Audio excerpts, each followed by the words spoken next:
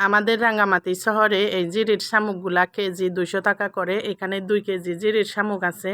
খাওয়ার জন্য এই শামুকের লেজটা একটু কেটে নিতে হয়। এভাবে শামুকটা এভাবে লেজটা কেটে বিক্রি করা হয় বাজারে। প্রথমে কড়াইয়ে আমি পরিমাণ মতো তেল দিয়েছি, পেঁয়াজ কুচি, আদা রসুন বাটা, কাঁচামরিচ বাটা দিলাম। এটা হচ্ছে একদম জাল জমে চাষ করা দান্ন মরিচ। এই মরিচগুলা প্রচুর জাল হয়, যারা খেয়েছেন তারা তো জানেনই, অনেক ঝাল। তবে শামুকগুলা এভাবে রান্না করলে জাল করে খেতে বেশি ভালো লাগে, তাই জালটা একটু বেশি দিয়েছি। বাংলাদেশে 3 পার্বত্য অঞ্চলে এই শামুকটা খুবই জনপ্রিয়, আমাদের আদিবাসীদের মধ্যে খুবই প্রিয় খাবার। এখানে আমি জিরার গুঁড়ো দিয়েছি, স্বাদমতো লবণ, হলুদ আর লঙ্কার গুঁড়ো একটু দিলাম।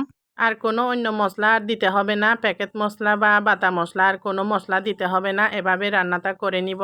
আমাদের স্বাস্থ্যের জন্য শামুক খাওয়া কিন্তু খুবই উপকারী, আপনারাও খেয়ে দেখতে পারেন। ঝিনুকের মাংসের মতো শামুকের মাংসটাও।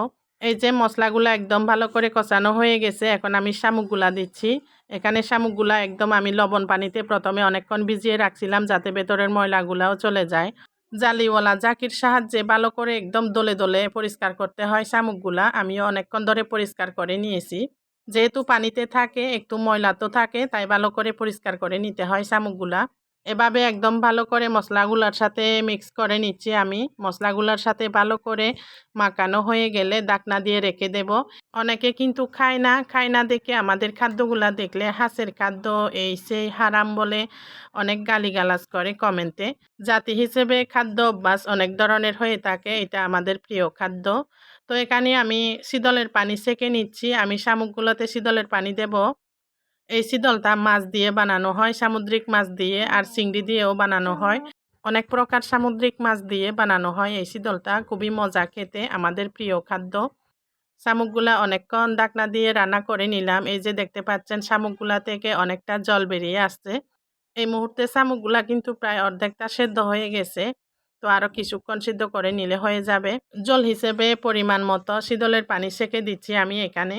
শামুকগুলা এভাবে রান্না করলে শীতলের পানিটা না দিলে একদম অসম্পূর্ণই থেকে যায়।